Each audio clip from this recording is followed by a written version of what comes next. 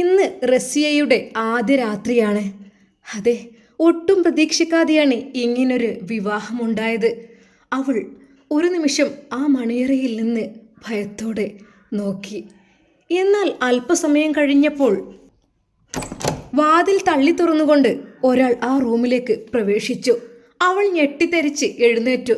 ആ, എൻ്റെ ഭർത്താവ്. അവൾ തല താഴ്ത്തി നിന്നു. അവൾക്ക് എന്ത് ചെയ്യണമെന്നായിപ്പോയി. എന്നാൽ അയാൾ അവളുടെ മുഖത്തേക്ക് നോക്കുകയോ ഒന്നും ചെയ്യാതെ അയാൾ ധരിച്ചിരിക്കുന്ന ആ ഒരു വസ്ത്രമെല്ലാം ഊരി വലിച്ചെറിഞ്ഞ് ആ ബെഡിലേക്ക് അങ്ങ് ഇരുന്ന് അവിടെ ഇരുന്ന ആ ഒരു കുപ്പിയിൽ നിന്ന് വെള്ളം ഒരുപാടങ്ങ് കുടിച്ചു. എന്നിട്ട് ദേഷ്യത്തോടെ അവൾ നോക്കി. എൻ്റെ ഗതികേട് കൊണ്ടാ ഇങ്ങനെയൊരു അവസ്ഥ ഉണ്ടായത് എന്ന് പറഞ്ഞ് അയാൾ വാതിൽ ശക്തമായി വലിച്ചടച്ചു പുറത്തേക്ക് പോയി. അതെ, റസിയ ആ റൂമിൽ തനിച്ചായി. എന്ത് ചെയ്യണം എന്നറിയാത്ത അവസ്ഥ. അവൾ പൊട്ടിക്കരഞ്ഞു. അതെ, എന്തിനു വേണ്ടിയാണ് ഇങ്ങനൊരു വിവാഹം ഉണ്ടായത്? അവൾ ദീർഘനിശ്വാസത്തോടെ ഓരോന്ന് ആലോചിച്ചു. ഇല്ല, ഇയാളുടെ കൂടെയാണല്ലോ ഞാൻ ജീവിക്കേണ്ടത്. എന്തൊരു ദേഷ്യമാണ് അയാൾക്ക് എൻ്റെ മുഖത്തേക്ക് നോക്കുമ്പോൾ. വല്ലാത്തൊരവസ്ഥ തന്നെ. എൻ്റെ ഒരു വിധി. എന്തു ചെയ്യാൻ? അതെ, കല്യാണം കഴിച്ച ഭർത്താവാണ് അത്രക്കും ക്രൂരമായ രീതിയിൽ തൻ്റെ അടുത്തേക്ക് വന്ന് പറഞ്ഞിട്ട് പോയത്. എന്നാൽ അല്പസമയം കഴിഞ്ഞപ്പോൾ അതാ ആ വാതിൽ തള്ളി തുറന്നുകൊണ്ട് അയാൾ വീണ്ടും വരുന്നു. തുറക്കടി, അടച്ചു പൂട്ടിയിരിക്കുകയാണോ? ഇല്ല, അവൾ ആ ഡോറൊന്ന് തൊടുക പോലും ചെയ്തിട്ടില്ല. അയാൾ തന്നെയാണ് ശക്തമായി അത് വലിച്ചടച്ചു പോയത്. ശരിക്കും അവൾക്ക് എന്ത് ചെയ്യണമെന്നായിപ്പോയി. മുഖം കണ്ടാലും മതി, മുഖം പിടിച്ച് ചുവരിലൊരക്കാനാ തോന്നുന്നത്. നാശം പിടിച്ചവൾ. എന്ത് കാര്യത്തിന് വേണ്ടിയിട്ടാടി നീ എൻ്റെ മണിയറയിലേക്ക് വന്നത്? നിന്നോട് ആര് പറഞ്ഞോ? അവൾ ഭയത്തോടെ നോക്കി. വെറും 6 മാസം. 6 മാസത്തിനുള്ളിൽ ഈ റൂമിൽ നിന്ന് നീ ഇറങ്ങിയിരിക്കണം, മനസ്സിലായല്ലോ? 6 മാസം മാത്രം ഞാൻ നിനക്ക് സമയം നൽകുന്നു. അതും എൻ്റെ ഭാര്യ പദവി ദുരുപയോഗം ചെയ്യാൻ വന്ന നിനക്ക്. ശരിക്കും അവൾ ഞെട്ടിപ്പോയി. ഇല്ല, ഒരാളെയും ഞാൻ ഇതുവരെ ഉപദ്രവിച്ചിട്ടില്ല. ഞാനൊന്നും ചെയ്തിട്ടില്ല, ഒരു തെറ്റും. പക്ഷേ എൻ്റെ ഒരു വിധി. എന്തു ചെയ്യും?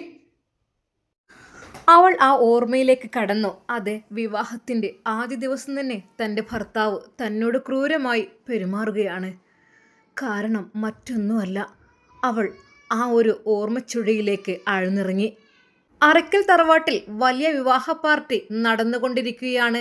ആളുകളെല്ലാം എത്തിത്തുടങ്ങി. മണവാട്ടിയായി റഷീദ അണിഞ്ഞൊരുങ്ങി. അറയ്ക്കൽ തറവാട്ടിലെ ഏക ഒരു പെൺസന്തതിയാണ്. മറ്റ് ആങ്ങളാരുണ്ട്, പക്ഷേ ഒരേ ഒരു മോള് മാത്രമാണ്.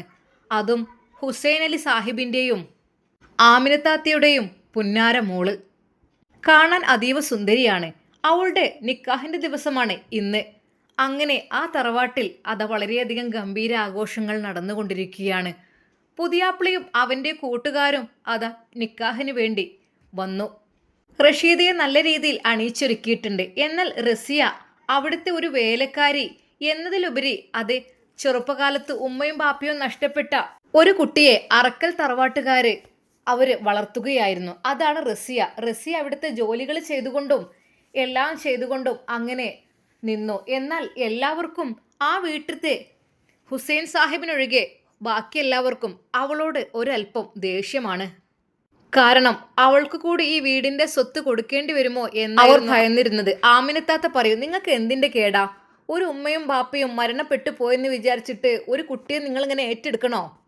അത് നമ്മളെ മോളുടെ സ്ഥിതി അങ്ങനെയാണെങ്കിൽ ഒന്ന് ആലോചിച്ച് നോക്ക്. പാവമല്ലേ, ഉമ്മയും ഉപ്പയും ഒരു ആക്സിഡൻറ്റിൽ ഇങ്ങനെ മരിച്ചു പോയി. പിന്നീട് ആ കുട്ടി ഒറ്റയ്ക്ക്. ബന്ധുക്കളൊക്കെ എവിടെ ദൂരെ ആരെന്ന് കരുതിയിട്ട് കണ്ടുപിടിക്കും? അവരിവിടെ വന്ന് താമസിക്കുന്നവരല്ലേ. അപ്പോൾ അങ്ങനൊരു അപകടം നടന്ന സ്ഥിതിക്ക് ആ ചെറിയ പിഞ്ചു കുട്ടിയെ നമ്മൾ ഏറ്റെടുത്തെന്ന് വിചാരിച്ചിട്ട് ഒരു കുഴപ്പമില്ല. പഠിച്ചവൻ്റെ ഭാഗത്തുനിന്ന് എനിക്ക് പ്രതിഫലം ഉണ്ടാവുള്ളൂ. അതെ, ഇങ്ങക്ക് ആണായിട്ടും പെണ്ണായിട്ടൊക്കെ ഇവിടെ മക്കളുണ്ട്. വേറൊരു കുട്ടീനെ ദത്തെടുക്കേണ്ട ആവശ്യമൊന്നുമില്ലായിരുന്നു. ദത്തെടുത്തതല്ലല്ലോ ആ കുട്ടി. അങ്ങനത്തെ ഒരു സാഹചര്യത്തിലായപ്പോഴല്ലേ മാതാപിതാക്കൾ ആക്സിഡൻറ്റിൽ മരണപ്പെട്ടു പോയി. പിന്നെ നമ്മൾ അയൽവാസികളായിട്ട് ജീവിക്കുന്നവർ എന്ത് ചെയ്യാൻ? കൂട്ടുകുടുംബങ്ങൾ ആരും വന്നില്ല. എന്തായാലും ആ കുട്ടിയെ നമ്മൾ വളർത്തുന്നതിൽ നമുക്ക് ഒരു കുഴപ്പം ബുദ്ധിമുട്ടും ഉണ്ടാവില്ല. നമുക്ക് അനുഗ്രഹം ഏറി വരികയായിരിക്കും. എന്നാൽ ആമിനത്താത്താക്ക് തീരെ ഇഷ്ടമല്ലായിരുന്നു റസിയയെ ആ പിതാവ് എടുത്തു വളർത്തിയത്. എന്നാൽ റസിയയുടെ അതേ പ്രായമുള്ള റഷീദയും അവർ രണ്ടുപേരും കൂട്ടുകാരികളായി അവിടെ വളർന്നു. തികച്ചും നല്ല സന്തോഷകരമായിരുന്നു റസിയയും റഷീദയും. പക്ഷേ റഷീദക്ക് ഒരാങ്ങളയുണ്ട്. ആ ആങ്ങള, അതെ, അവന് മാത്രമാണ് റസിയയ്ക്ക് പേടി. പാതിരാത്രിയിൽ അവൻ വാതിൽക്കൽ വന്നു മുട്ടും. റസിയ, റസിയ. അവൾ പിടഞ്ഞെണീക്കും. റസിയ, എനിക്ക് വല്ലാതെ തൊണ്ട വേദനിക്കുന്നു. ഈ എനിക്ക് കുറച്ച് വെള്ളം ഉണ്ടാക്കിക്കൊണ്ടോ? ചുടുവെള്ളം? വെള്ളമോ? വെള്ളം ആ ഫ്ലാസ്കിൽ അത് പറ്റില്ല. നീ എനിക്ക് അല്പം പുതിയത് തിളപ്പിച്ച് അതിൽ കുറച്ച് ഉപ്പൊക്കെ ഇട്ടതാ. എനിക്ക് വല്ലാതെ തൊണ്ട വരളുന്ന പോലെ ഒന്ന് എനിക്ക് പെട്ടെന്ന് നീ വെള്ളം എടുത്തതാ. എന്നാൽ അവൾ പിടഞ്ഞെണീറ്റ് നേരെ കിച്ചണിലേക്ക് ചെന്നു. അവൾ കിച്ചണിൽ പോയി ഗ്യാസ് കത്തിച്ച് വെള്ളം വെച്ചു. അവൾ അത് തിളക്കുന്നത് നോക്കി നിൽക്കുമ്പോൾ അവൻ്റെ ആ ഒരു കൈകൾ പെട്ടെന്ന് അവളുടെ വയറിലൂടെ ഒരു പിടുത്തമിട്ടു. മിണ്ടരുത്, മിണ്ടിപ്പോകരുത്. അവളുടെ വായ അവൻ അമർത്തി പിടിച്ചു. ജമാൽക്ക, നിങ്ങൾ നോ, മിണ്ടരുത്, മിണ്ടാനേ പാടില്ല. അവളുടെ കണ്ണുകൾ നിറഞ്ഞു. ആരോടും പറയാൻ പാടില്ല.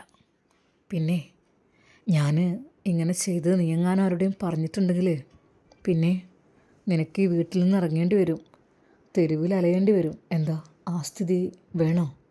ഞാൻ എൻ്റെ ഉമ്മയോട് നേരെ തിരിച്ച് പറഞ്ഞു കൊടുക്കും. ജമാൽക്ക, നിങ്ങൾ അതുകൊണ്ട് മിണ്ടാതെ അടങ്ങി ഒതുങ്ങി നിന്നോ. ചുരുക്കി പറഞ്ഞാൽ റസിയയ്ക്ക് അതൊരു ബുദ്ധിമുട്ടായി മാറി. അതെ, അവൻ കൂടെ കൂടെ ഇത് പതിവായി തുടങ്ങി. അവൻ പാതിരാത്രി എണീക്കും, വെള്ളത്തിന് വേണ്ടി പറയും. അവൾ പേടിച്ചിരണ്ട് അടുക്കളയിലേക്ക് എത്തും. എന്നാൽ അവൻ പലതും അവളുടെ ശരീരത്തിൽ പ്രയോഗിച്ചു തുടങ്ങി. അവൾ ഭയന്ന് പിന്മാറാൻ തുടങ്ങി. ഇതെങ്ങാനും പുറത്തു പറഞ്ഞിട്ടുണ്ടെങ്കിൽ എന്നെ കൊണ്ട് നീ ഒന്നും പറയിപ്പിക്കണ്ട എന്നുള്ള രീതിയിൽ ഓരോ ഭീഷണികളും മുഴക്കി. ശരിക്കും ജമാലിനെ കാണുന്നത് തന്നെ അവൾക്ക് ഭയമായിരുന്നു. എന്നാൽ പിറ്റേന്ന് രാവിലെ അടുക്കളയിലെത്തുമ്പോൾ അവളുടെ മുഖം വല്ലാതെ ടെൻഷനായിരിക്കുമ്പോൾ ആമിനത്താത്ത ചോദിക്കും, എന്താടി അനക്ക് തീരെ ഒരു സ്പീഡില്ലല്ലോ പണിക്ക്? ഇതെന്താ രാത്രി ഉറക്കൊന്നുമില്ലേ? കണ്ണാകെ തൂങ്ങി നിൽക്കണേ, കക്കാൻ പോയിനോ ഈ? പാവം റസിയ മൗനം പാലിക്കും. എന്നാൽ തൊട്ടപ്പുറത്ത് ഇരുന്നു കൊണ്ട് ജമാൽ ഭക്ഷണം കഴിക്കുന്നുണ്ടാവും. ജമാൽ അവളെ ഒന്ന് നോക്കും. അതെ, എന്നിട്ട് ചുണ്ടിൽ വിരൽ വെച്ച് കാണിക്കും, ഒന്നും പറഞ്ഞു പോകരുത് എന്ന്. എന്നാൽ ഇത് പതിവായി തുടങ്ങി. രാത്രികാലങ്ങളിൽ ജമാൽ ചാൻസ് കിട്ടിയാൽ വരും റസിയെ പിടിക്കാൻ. റസിയ പേടിച്ചരണ്ട് കരയും. എന്ത് ചെയ്യാൻ, ഒരുത്തനെ പേടിച്ച് കഴിയേണ്ട അവസ്ഥയാണ്. അങ്ങനെയാണ് അതാ റഷീദയുടെ വിവാഹാലോചന വരുന്നത്.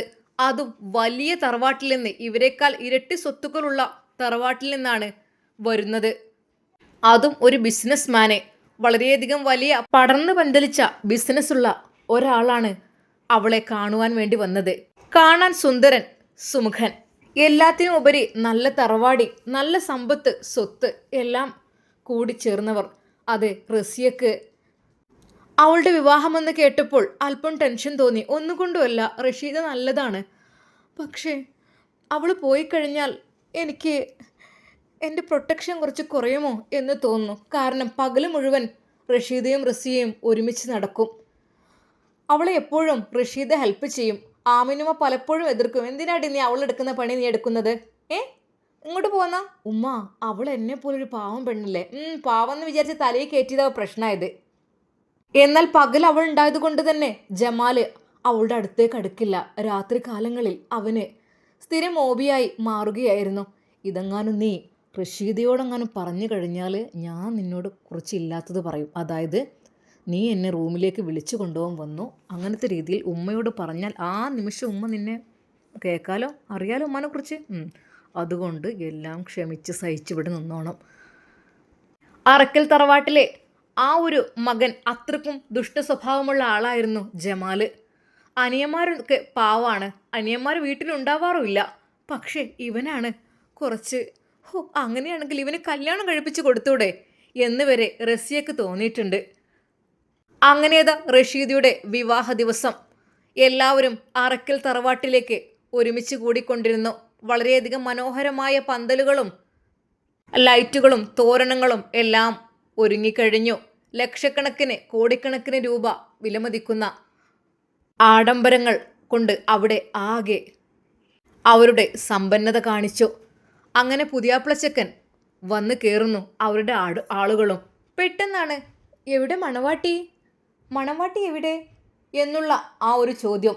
എന്നാൽ റഷീദയെ കാണുന്നില്ല. മോളെ റഷീദ, നീ എവിടെ? മാറ്റിയൊരുങ്ങി ഇവിടെ നിന്നതാണല്ലോ. ആ മുകളിലത്തെ റൂമിൽ പോയിട്ടുണ്ടാവും.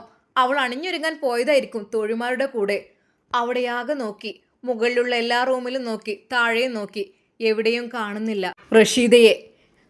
എവിടെ റബ്ബേ, ഈ പെണ്ണ് എവിടേക്ക് പോയത്? ആമിനുമ്മ കരയാൻ തുടങ്ങി. എന്നാൽ കൂടെ ഹുസൈൻ സാഹിബും എൻ്റെ മോൾ എവിടെ പോയി? എല്ലാവരും പരക്കം പാഞ്ഞ് മോളെ നോക്കി.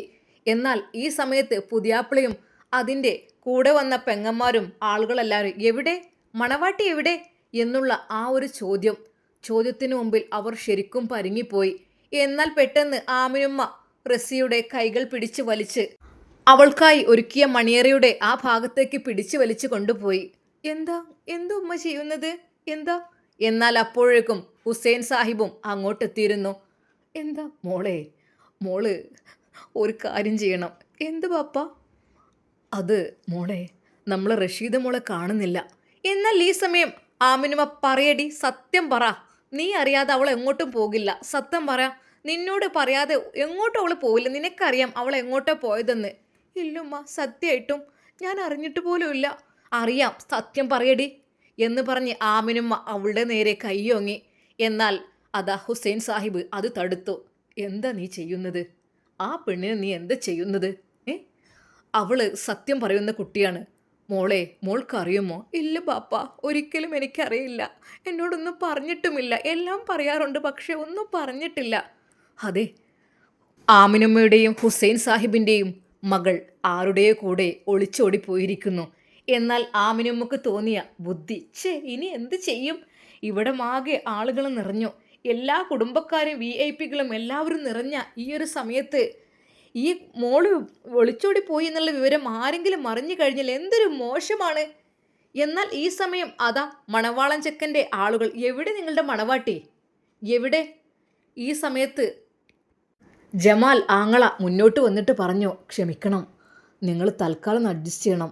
ഞങ്ങളുടെ VIP ബ്രാൻഡുകൾ തന്നെ ഇവിടെ എത്തിയിട്ടുണ്ട്. പിന്നെ നിങ്ങളുടെയും ആളുകൾ എത്തിയിട്ടുണ്ട്. നിങ്ങളും വലിയ ആളുകളല്ലേ, എല്ലാ പ്രമുഖരെയും ക്ഷണിച്ചതല്ലേ ഈ ഒരു വിവാഹത്തിന്. അതുകൊണ്ട് ഈ വിവാഹം മുടങ്ങാൻ പാടില്ല. തൽക്കാലം നിങ്ങൾ റസിയെ വിവാഹം കഴിക്കണം. അല്ല എങ്കിൽ ഇവിടുത്തെ ആളുകൾ ആകെ നമ്മളെ നാണം കെടുത്തി വിടും. നിങ്ങളും ഞങ്ങളും വലിയ ബിസിനസ് പ്രമുഖരും വലിയ പണക്കാരുമാണ്. എന്താ? എന്നാൽ അത് കേട്ടപ്പോൾ അതാ മണവാളൻ ചെക്കൻ്റെ കണ്ണുകൾ ചുവന്നു. അതെ, എനിക്ക് വേണ്ടി ഇപ്പോൾ ഒരു വീട്ടുവേലക്കാരിയെ വിവാഹം കഴിച്ചു തരികയാണ്. എന്നാൽ മണവാളൻ ചെക്കൻ്റെ ഉമ്മയും ഉപ്പയും പറഞ്ഞു, മോനെ, നമ്മുടെ മാനത്തിൻ്റെ പ്രശ്നമാണ്. മാനം നഷ്ടപ്പെട്ടു പോകും മോനെ. അതല്ലാതെ വേറെ നിവൃത്തിയില്ല. എന്ത് ചെയ്യും? പെട്ടെന്നൊരു കല്യാണം, മണവാട്ടിയെ കാണുന്നില്ല എന്നൊക്കെ പറയുമ്പോഴേ തൽക്കാലം നീ റസിയെ ഒന്ന് വിവാഹം കഴിക്ക്. ഒന്നും നടന്നില്ലെങ്കിലും വേണ്ടിയില്ല, ആളുകളുടെ മുമ്പിലെങ്കിലും ആ ഒരു നിക്കാഹ് കർമ്മത്തിൽ നീ ഒന്ന് പങ്കെടുക്കണം. അല്ലാതെ ബാപ്പാടെ മാനം പോവും മോനെ. ശരിക്കും അതാ ഹുസൈൻ സാഹിബും, അതെ, മാനം നഷ്ടപ്പെടുമല്ലോ ഇത്രയും ആളുകളുടെ ഇടയിൽ വെച്ച്, പൊന്നുമോൾ എങ്ങോട്ട് പോയി എന്നുള്ള ചിന്തയിലായിരുന്നു. എന്നാൽ ആമിനുമ്മയും പറഞ്ഞു, അതെ റസിയ, ഈ ഓൻ്റെ പെണ്ണായിട്ട് നിന്ന് കൊടുക്കണം, വേഗം മാറ്റി ഒരുങ്ങ്. എന്നാൽ റസിയ കരുതി, എന്നോട് വാക്കോ സമ്മതമോ ചോദിക്കാതെയാണല്ലോ ഇവർ എന്നെ ഈ ഒരു ക്രൂരകൃത്യത്തിന് വിടുന്നത്. എന്നോട് ഒരു വാക്ക് പോലും ചോദിച്ചില്ല. എന്നാൽ അതാ ഹുസൈൻ സാഹിബ് പറഞ്ഞു, മോള് വിഷമിക്കണ്ട. തൽക്കാലം ഞങ്ങൾക്ക് വേണ്ടി ഞങ്ങളെ മാനം നഷ്ടപ്പെട്ടു പോകും മോളെ. അതിനു വേണ്ടിയിട്ട് മോളൊന്ന് നിന്ന് തരണം. പിന്നെ മോളൊന്നും വിചാരിക്കരുത്. എന്നാൽ തന്നെ വളർത്തിയെടുത്ത ആ പിതാവിൻ്റെ വാക്കുകൾ മാത്രം വിചാരിച്ച് അവൾ അതങ്ങ് സമ്മതിച്ചു. അപ്പോഴേക്കും അവളെ അണിയിച്ചൊരുക്കാൻ ആളുകളെത്തി.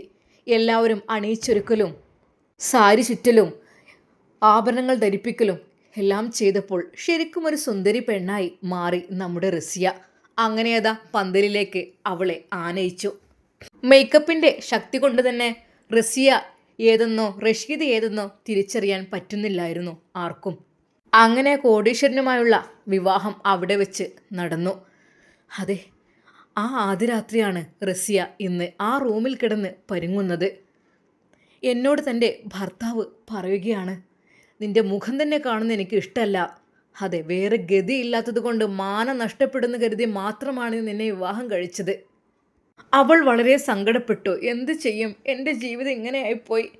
എന്നാലും അറക്കൽ തറവാട്ടിൽ നിൽക്കുമ്പോൾ രാത്രി ജമാൽ വരും എൻ്റെ അടുത്തേക്ക് വെള്ളം ചോദിച്ച്. പക്ഷേ ആ ഒരു ഭയം ഇപ്പോൾ തോന്നുന്നില്ല. അവിടെയാകുമ്പോൾ അയാൾ, എൻ്റെ റബ്ബേ, എനിക്ക് ആലോചിക്കാൻ കൂടി കഴിയുന്നില്ല. ഹോ, ഒരു പെണ്ണിൻ്റെ ജീവിതം ഇത്രമാത്രം അമ്മാനമാടാൻ പറ്റുമോ? എനിക്ക് ചോദിക്കാനും പറയാനും ആരുമില്ലാത്തത് കൊണ്ടായിരിക്കും. ഇങ്ങനെയൊക്കെ ജമാലിനെ ഓർക്കുമ്പോൾ അവൾക്ക് ദേഷ്യമാണ് വന്നത്. എന്നാൽ ആ റൂമിൽ അന്ന് ഭർത്താവ് വന്ന് കിടന്നു. അതേ, ഈ കട്ടിൽ നിനക്ക് കിടക്കാനുള്ളതല്ല, താഴെ ഇറങ്ങി കിടന്നോ. അയാൾ വീണ്ടും കർക്കശമായി അത് പറഞ്ഞപ്പോൾ അവൾ പതുക്കെ ആ ഒരു തറയിലേക്ക് ഇറങ്ങിക്കിടന്നു.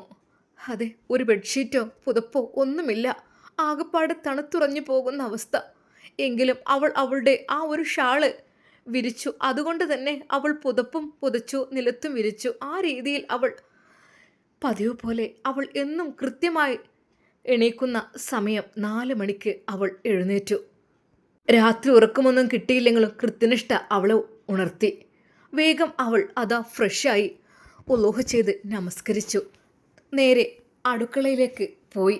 അടുക്കളയിൽ പാത്രത്തിൻ്റെ ഒച്ചപ്പാടുകൾ കേട്ടപ്പോൾ വീട്ടിലുള്ളവരെല്ലാം ഉണർന്നു. ഓ, ഇത്ര പെട്ടെന്ന് അടുക്കള ആക്റ്റീവായോ? എന്നാൽ അവൾ പെട്ടെന്ന് തന്നെ എഴുന്നേറ്റ് എല്ലാവർക്കുമുള്ള ചായ ഉണ്ടാക്കി. എന്നാൽ ഉപ്പ പള്ളിയിൽ നിന്ന് വരുന്നുണ്ടായിരുന്നു.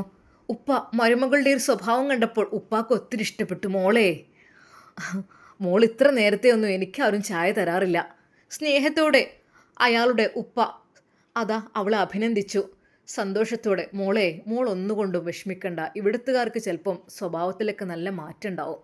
കാരണം പ്രതീക്ഷിക്കാതെ ഇങ്ങനെയൊക്കെ ആയിപ്പോയില്ലേ, അതുകൊണ്ട്. എന്നാൽ അല്പസമയം കഴിഞ്ഞപ്പോൾ ഉമ്മ എഴുന്നേറ്റ് വന്നു. അതേ, ഒരു ഗ്ലാസ് ചായ അവൻക്ക് കൊണ്ടുപോയി കൊടുക്ക്. അവൾ ഭയത്തോടെ അതാ ഭർത്താവിൻ്റെ റൂമിലേക്ക് കയറി ചെന്നു. വിറക്കുന്നുണ്ടായിരുന്നു അവൾ. ഒരു നിമിഷം അവൾ ആ ചായ ഗ്ലാസുമായി, ഇതാ ചായ. പെട്ടെന്ന് അയാൾ നെട്ടിത്തെരിച്ചുകൊണ്ട് പറഞ്ഞു, ചായയോ? ആർക്ക്? നിന്നോടാരാ എനിക്ക് ചായയുമായി വരാൻ പറഞ്ഞത്? ഓരോരുത്തരുടെ ജീവിതം നശിപ്പിക്കാൻ ഓരോരുത്തർ വന്നുകൊണ്ട് കയറും. എന്നാൽ ആ ഭർത്താവിന് ആ ഭാര്യ ഒളിച്ചോടിപ്പോയ സങ്കടമായിരുന്നു. റഷീദ എന്ന കോടീശ്വരിയായ ആ പെണ്ണ് ഒളിച്ചോടിപ്പോയി. ആ ടെൻഷന് അയാൾക്ക് നല്ല രീതിയിലുണ്ടായിരുന്നു. പക്ഷേ ആളുകളുടെ മുഖത്ത് ഇതെങ്ങനെ പറയും, എൻ്റെ കൂട്ടുകാരോട് എങ്ങനെ പറയും, പറഞ്ഞാൽ ആകെ നാണക്കേടിലാവൂലേ എന്നുള്ള ടെൻഷനായിരുന്നു അയാൾക്ക്. പകരം വന്നിരിക്കുന്നത് ഒരു വേലക്കാരി പെണ്ണ്. ശരിക്കും റസിയയോട് അയാൾ പറഞ്ഞു, അതെ, നീ ചായയുമായി എൻ്റെ മുമ്പിലേക്ക് വരികയൊന്നും വേണ്ട. നീ എൻ്റെ ആരുമല്ല.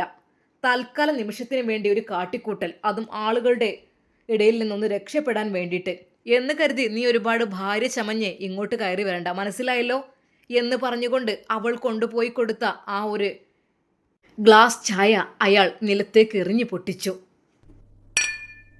കണ്ടുപോകരുത് നിന്റെ മുഖവുമായി ഈ റൂമിലിനി. ശരിക്കും അവൾ വിതുമ്പി കരഞ്ഞുകൊണ്ട് താഴേക്ക്.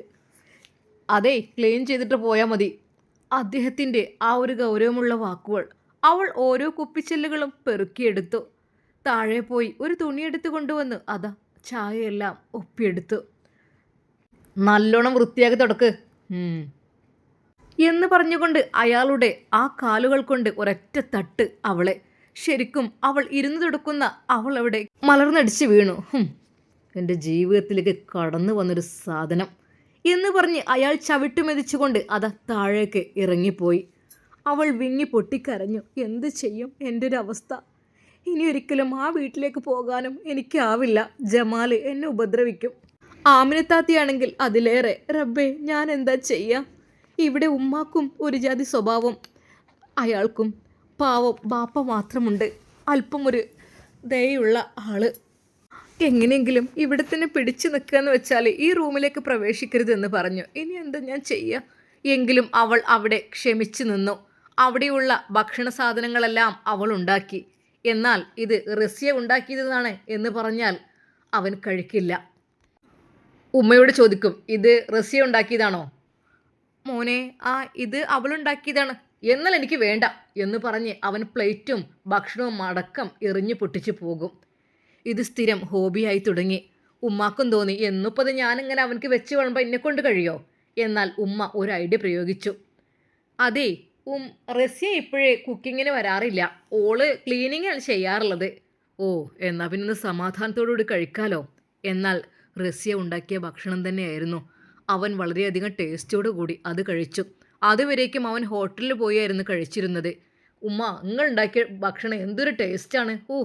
ആ റസിയ അവൾ ഉണ്ടാക്കിയത് അടുത്തേക്ക് തന്നെ അടുപ്പിക്കാൻ പറ്റൂല. എന്നാൽ ഉമ്മ മനസ്സിൽ ചിരിച്ചു. എന്നും അവൾ തന്നെയാണ് ഉണ്ടാക്കാറുള്ളത്, നിന്നെ ഞാൻ പറ്റിച്ചു എന്ന് മാത്രം. അന്നവൻ ടേസ്റ്റോടു കൂടി ഭക്ഷണം ഒരുപാട് കഴിച്ചു.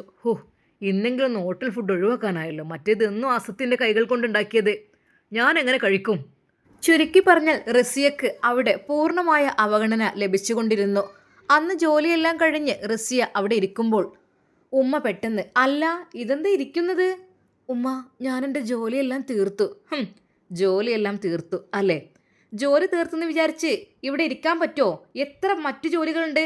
അതെ, അവൻ്റെ ഡ്രസ്സുകളെല്ലാം അയൺ ചെയ്ത് വെക്കാനുണ്ട് ഒരുപാട്. എല്ലാവരുടേതും പോയി അയൺ ചെയ്ത് വെക്ക്. നീ ഇവിടെ വെറുതെ ഇരിക്കാനല്ല നിന്നെ കൊണ്ടുവന്നത്. ഏതായാലും വീട്ടിലേക്കൊരു വേലക്കാരിയുടെ കൂടെ ആവശ്യമാണ്. അങ്ങനെ ആളുകളുടെ ഇടയിൽ രക്ഷപ്പെടാൻ വേണ്ടി അങ്ങനെ അങ്ങ് ആക്കി. എന്നാൽ നീ ഇവിടെ വലിയ രാജകുമാരിയെ പോലെ ഇരിക്കണമൊന്നും വേണ്ട, അതൊന്നും നടക്കത്തില്ല. എന്നാൽ പാവം ആ പെണ്ണ് പെട്ടെന്ന് അവിടെ നിന്ന് എഴുന്നേറ്റ് ഡ്രസ്സുകളെല്ലാം എല്ലാവരുടേതെയും അയൺ ചെയ്ത് വെച്ച് ഓരോരുത്തരുടെ റൂമിൻ്റെ ഷെൽഫിൽ കൊണ്ടുപോയി വെച്ചു. അവൾ വെറുതെ ഇരിക്കുന്നത് ഉമ്മാക്കും തീരെ ഇഷ്ടമല്ലായിരുന്നു. രാത്രിയിൽ ഭർത്താവ് വരും, ഓരോന്ന് ചീത്ത പറയും. അവളതെല്ലാം ക്ഷമിച്ചു, സഹിച്ചു. ഒരിക്കൽ പോലും അറക്കൽ തറവാട്ടിലേക്ക് പോകാനാവില്ല. ജമാലിൻ്റെ ഇടയിൽ കഷ്ടപ്പെടാനാവില്ല. ഇവിടെ എത്രയൊക്കെ തന്നെ ജോലി ചെയ്താലും, എത്രയൊക്കെ തന്നെ അദ്ദേഹത്തിൻ്റെ ചീത്തപ്പറച്ചിലും ഉപദ്രവവും സഹിക്കേണ്ടി വന്നാലും ആ രീതിയിലുള്ള കാര്യങ്ങൾ ഇയാൾ എന്നോട് ചെയ്യുന്നില്ല.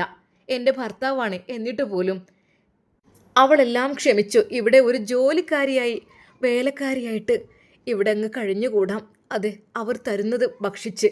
അല്ലാതെ എങ്ങോട്ട് പോകാൻ എനിക്ക് ഒരു കൂലിയും ഒന്നും പ്രതീക്ഷിച്ചിട്ടല്ല. എന്നാൽ അന്നും ദേഷ്യത്തോടെ ഭർത്താവ് വന്നു. ഡീ റസിയ, എന്താടി നീ അയൺ ചെയ്ത് വെച്ചത്? റെഡി ആയിട്ടില്ലല്ലോ എൻ്റെ ഡ്രസ്സുകൾ എന്ന് പറഞ്ഞ് അത് എല്ലാം അയാൾ വലിച്ചിട്ടു. എന്നാൽ വളരെയധികം സൂക്ഷ്മതയോടുകൂടെ നല്ല വൃത്തിയിൽ തന്നെയായിരുന്നു വെച്ചത്.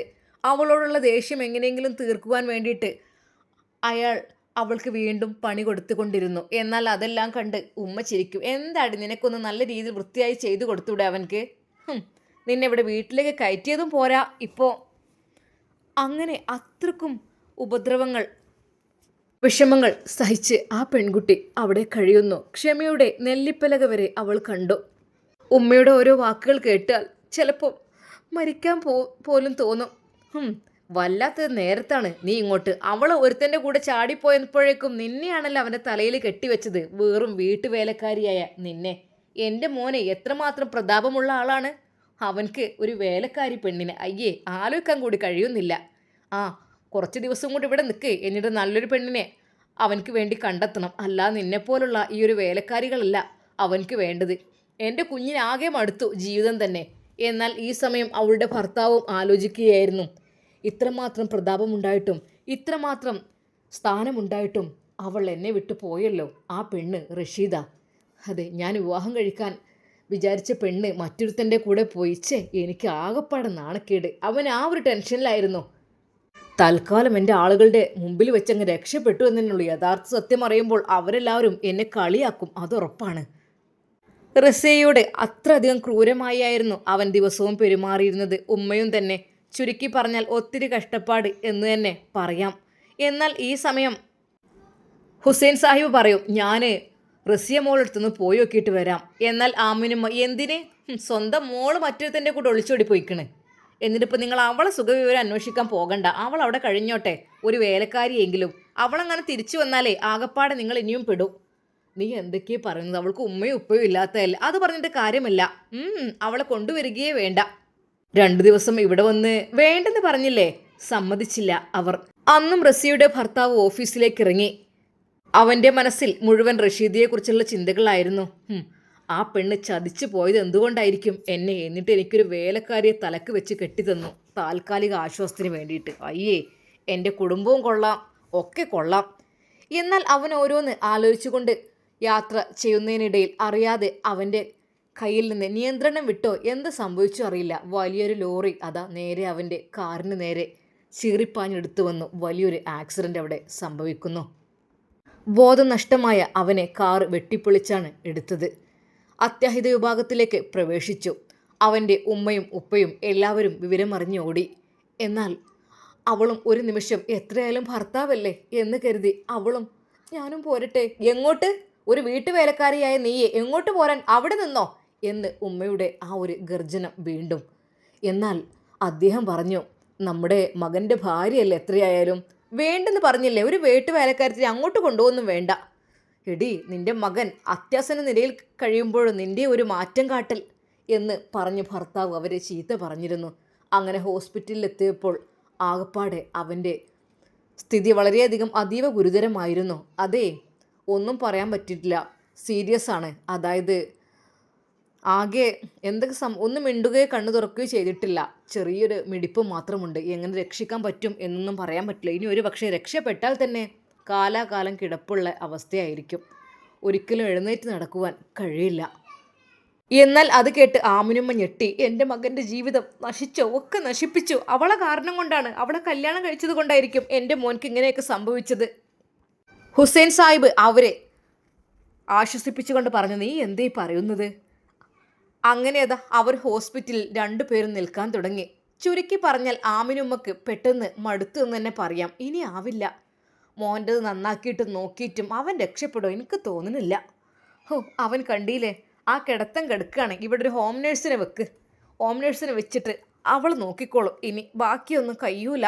ഇത് ഒരു മുത്തം മനുഷ്യനെടുത്ത് പൊന്തിക്കലും വെക്കലും പാമ്പേഴ്സ് മാറ്റലും എല്ലാം കൂടി കഴിയുന്നില്ല.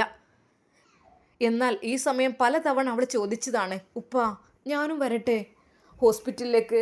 എന്താണ് സ്ഥിതി എന്നറിയാൻ ഞാനും വരട്ടെ? എന്തൊക്കെ തന്നെയാലും അവളുടെ ഭർത്താവല്ലേ, അയാൾ ദേഷ്യത്തോടെ പെരുമാറി, അയാൾ ഉപദ്രവിച്ചു, എങ്കിലും അവളുടെ ഭർത്താവ് തന്നെയല്ലേ.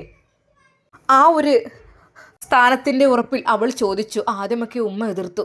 എന്നാൽ ഉപ്പ പറഞ്ഞു, അത് അങ്ങനെയാണെങ്കിൽ ഹോം നേഴ്സിന് വെക്കേണ്ട ആവശ്യമില്ലല്ലോ. നമ്മുടെ മകൻ കല്യാണം കഴിച്ച് ഹലാലായ പെണ്ണ് തന്നെ വീട്ടിലുണ്ടല്ലോ, അവൾ പോരെ. എന്നാൽ ശരിക്കും അതാ അവർ അതും ശരിയാണ്, വെറുതെ എന്തിനെ ക്യാഷ് കൊടുത്തിട്ട് ഹോം നേഴ്സിനെ വെക്കുന്നത്, അതും ശരിയാണ് എന്ന് പറഞ്ഞ് അവളെ അതാ ഹുസൈൻ സാഹിബ് ഹോസ്പിറ്റലിലേക്ക് കൊണ്ടുവരുന്നു. എന്നാൽ തൻ്റെ പ്രിയപ്പെട്ട ഭർത്താവിൻ്റെ ആ ഒരു ദയനീയമായ ആ ഒരു കിടത്തം കണ്ടപ്പോൾ അവൾ വിങ്ങി പൊട്ടിപ്പോയി. എന്നാൽ ഉമ്മ അവളെ ദേഷ്യത്തോടെ നോക്കി. എന്തിനാ ഇവള് വിങ്ങിപ്പൊട്ടണേ? ഒരു വീട്ടുവേലക്കാരത്തി, അവനെന്തേം പറ്റിയല്ലേ, എന്തിനാ അവള് വിങ്ങിപ്പൊട്ടണേ? എന്നാൽ ഹുസൈൻ സാഹിബ് പറഞ്ഞു, അതെ, അവള് വീട്ടുവേലക്കാരത്തി എന്ത് വേണമെങ്കിലും ആയിക്കോട്ടെ, പക്ഷേ അവളുടെ കഴുത്തിൽ മഹറണിയിച്ച് അവളെ നിക്കാഹ് ചെയ്ത ഭർത്താവാണത്. ആ ഒരു ഉറപ്പ്, ആ ഒരു ശക്തിയുടെ ബലമായിട്ടാണ് അവൾ കരയുന്നത്. അവൾക്ക് സങ്കടമുണ്ടാവും തീർച്ചയായും. നിങ്ങളിനി ആദ്യം പറഞ്ഞു എല്ലാവരോടും ജോലിക്കാരി എന്ന് പറഞ്ഞാൽ മതി. എന്നാൽ അന്നു മുതൽ അതാ അവൻ്റെ കൂടെ അവൾ നിൽക്കലായി. ഉപ്പയും ഉമ്മയും അല്പം മാറി നിന്നു. എന്നാൽ അവൾ എല്ലാ കാര്യത്തിനും അവൻ്റെ കൂടെ താങ്ങായും തണലായി നിന്നു. അവന് വെള്ളം കൊടുക്കുവാനും ഭക്ഷണം കൊടുക്കുവാനും അവൻ്റെ മലമൂത്ര വിസർജനങ്ങൾ നന്നാക്കുവാനും എല്ലാത്തിനും അവൾ തന്നെ നിന്നു. എല്ലാം അവൾ കൃത്യമായും വ്യക്തമായും ചെയ്തു. എന്നാൽ പതുക്കെ പതുക്കെ അവൻ കണ്ണു തുറന്നു. അവൻ്റെ കാര്യങ്ങളെല്ലാം വളരെയധികം സന്തോഷത്തോടു കൂടെ ഒരു പരാതിയും കൂടാതെ അവൾ നോക്കുകയാണ്. അവൻ പതുക്കെ പതുക്കെ അറിഞ്ഞു തന്നെ പരിചരിക്കുന്നത് ആരാണെന്ന്. അത് റസിയാണ്. തനിക്ക് വേണ്ടി തൻ്റെ കൈകാലുകൾ ഒഴിഞ്ഞു തരുന്നു, തനിക്ക് വേണ്ടി വെള്ളം തരുന്നു, തൻ്റെ തലയിലൂടെ മസാജ് ചെയ്തു തരുന്നു, എൻ്റെ എല്ലാ ആവശ്യങ്ങളും നിറവേറ്റി തരുന്നു. എനിക്കൊന്ന് അനങ്ങാൻ പോലും പറ്റാത്ത സിറ്റുവേഷൻ. ഈ സമയത്ത് അവളാണ് എനിക്ക് കൂട്ടിരിക്കുന്നത്. എന്നാൽ ഡോക്ടർ അതിനിടയിൽ വന്ന് അവനോട് പറയുന്നു. അവനൊന്നും പ്രതികരിക്കാൻ കഴിയുന്നില്ല. ആഹാ മോനെ, മോൻ്റെ ഭാര്യ ഉഷാറാണ് കേട്ടോ. മോളുടെ പേരെന്താ? റസിയ. ആ റസ്യ ഉഷാറാണ് കേട്ടോ, എത്രമാത്രം നീറ്റ് ആൻഡ് ക്ലീൻ ആയിക്കൊണ്ടാണ് നിന്നെ കൊണ്ടു നടക്കുന്നത്. മറ്റു പേഷ്യൻസിനൊന്നും ഇത്രയധികം പരിചരിക്കുന്ന ഒരാളില്ല. മോനെ, ഇത്രയധികം നിനക്ക് വേണ്ടി കഷ്ടപ്പെടുന്ന ഇങ്ങനെയൊരു ഭാര്യയെ കിട്ടിയത് നിനക്ക് നല്ലൊരു ഉപകാരം തന്നെയാണ് കേട്ടോ. എന്നാൽ അവൻ്റെ കണ്ണുകൾ നിറഞ്ഞൊഴുകി. ആ കണ്ണീർ തുള്ളികൾ അവൻ്റെ കണ്ണിലൂടെ ഒലിച്ചിറങ്ങിയപ്പോൾ റസിയ അത് കണ്ടു. അവൾ വേഗം അത് കൈകൊണ്ട് തുടച്ചു കൊടുത്തു. കരയണ്ട, നിങ്ങൾ കരയണ്ട, നിങ്ങൾക്ക് ഞാനുണ്ട്.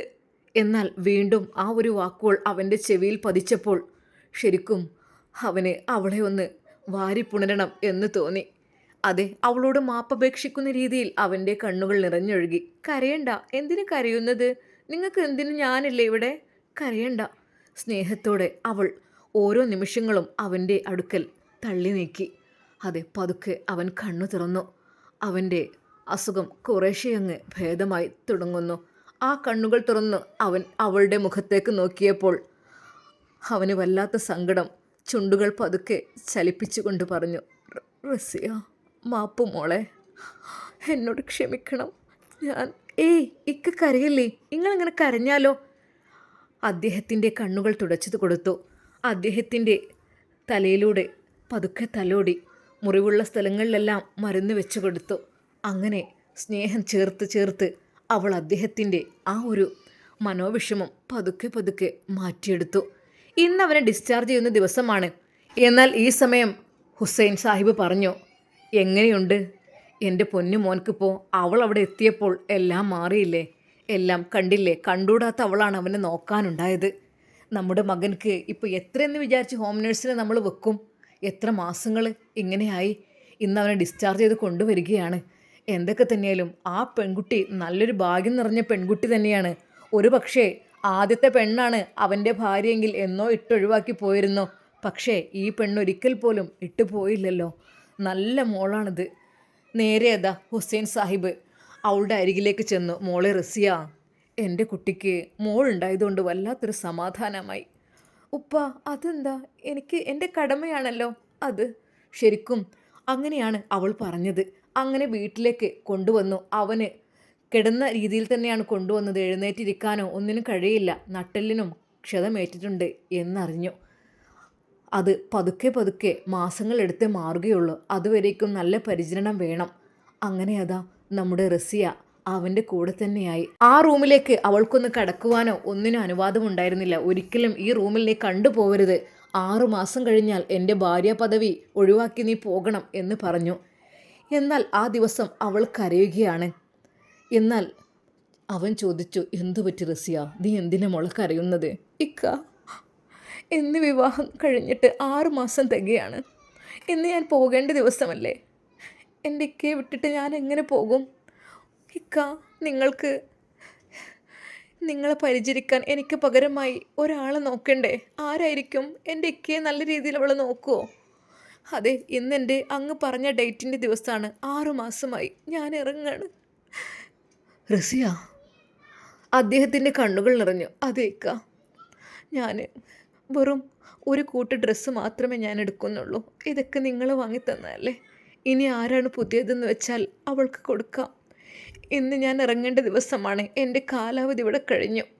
എന്നാൽ അത് കേട്ട് അയാൾ വിങ്ങിപ്പൊട്ടി പറഞ്ഞു, മോളെ, നീ പോവല്ലേ റസിയ, എന്നെ വിട്ട് നീ പോവല്ലേ?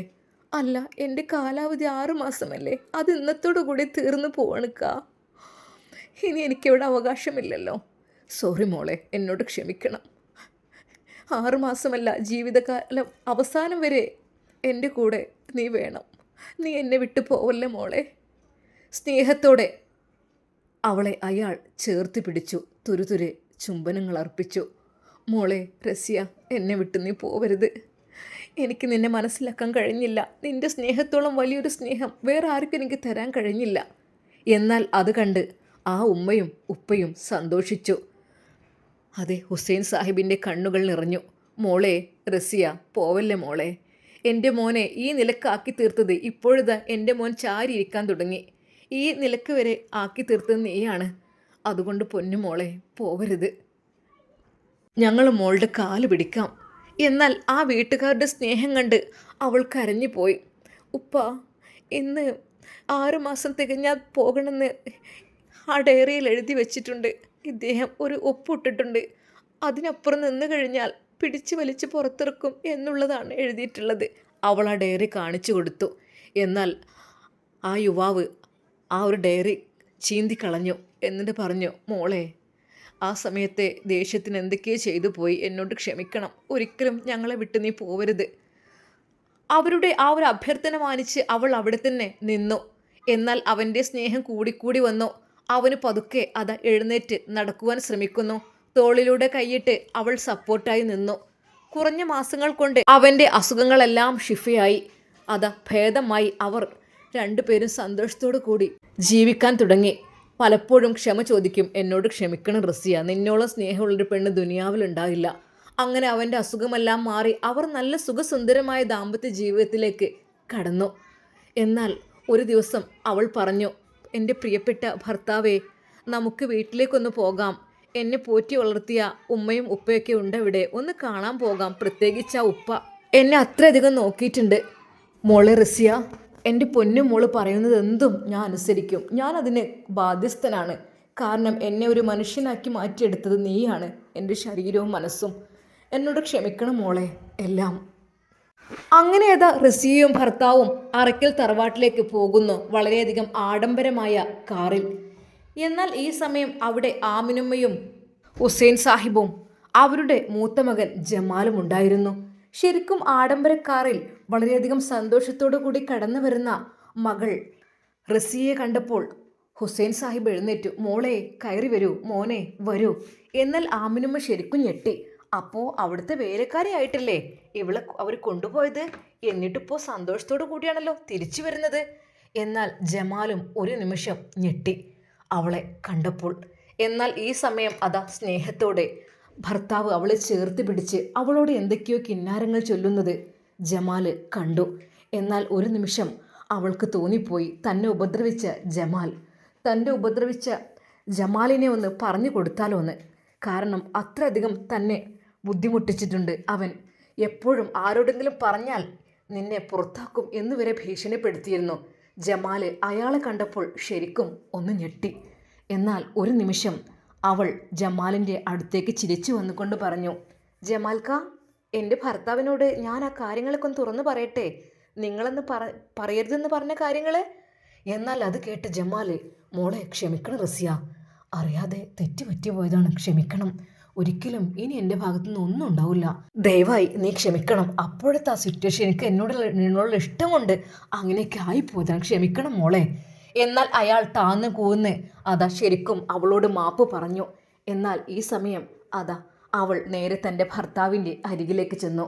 ഭർത്താവ് അവളെ ചേർത്ത് പിടിച്ചിരിക്കുന്നത് കണ്ട് ജമാല് ഒന്ന് അസൂയപ്പെട്ടു. അവളെ കിട്ടാനുള്ള ഭാഗ്യം അയാൾക്കാണ് ഉണ്ടായത്. എന്നാലും വേലക്കാരത്തി എന്ന് പറഞ്ഞേച്ചിട്ട് ഇത്രയധികം ആഡംബരമായി അവളെ ഇറങ്ങി വന്നത് അത് വല്ലാത്ത അത്ഭുതം തന്നെ തോന്നുന്നു. എന്നാൽ ഈ സമയം ആമിനും, മോൾക്ക് എന്താ സുഖം, നമ്മളെ മോളാണെങ്കിൽ മറ്റൊരുത്തൻ്റെ കൂടെ ഒളിച്ചോടുകയും ചെയ്ത് ഇവളാണെങ്കിൽ സുഖസുന്ദരമായി ജീവിക്കുകയും ചെയ്യുന്നു. എടി, അതാണ് ക്ഷമയുള്ള കുട്ടിയാണ് അവൾ ഒരുപാട് കഷ്ടപ്പെട്ടിട്ടുണ്ടാവും. പിന്നെ ക്ഷമ കൊണ്ട് അവൾ വിജയിച്ചതാണ്, ക്ഷമയുള്ള മോളാണ് അവൾ. ക്ഷമിക്കുന്നവരുടെ കൂടെ അള്ളാഹു ഉണ്ട് എന്ന് നീ കേട്ടിട്ടില്ലേ? അതിന് ഉത്തമ ഉദാഹരണമാണ് നമ്മുടെ മോൾ റസിയ. നോക്കിക്കോ. സുഖസുന്ദരമായി റസിയയും ഭർത്താവും നല്ലൊരു ദാമ്പത്യ ജീവിതത്തിലേക്ക് കടന്നു. വൈകാതെ ആ തറവാട്ടിൽ ഒരു പുതിയ ന്യൂസ് വന്നു. മറ്റൊന്നുമല്ല, റസിയ ഗർഭിണിയാണ്. സന്തോഷത്തോടെ ആ കുടുംബം അവിടെ നല്ല രീതിയിൽ ആഘോഷിച്ചു. അതുമാത്രമല്ല, റസിയ എന്ന മരുമകളെ അവർക്ക് ഏറ്റവും പ്രിയപ്പെട്ട മരുമകളായി മാറുകയും ചെയ്തു. ഭർത്താവ് റസിയയെ നെഞ്ചോട് ചേർത്തു ചുംബനങ്ങൾ അർപ്പിച്ചു.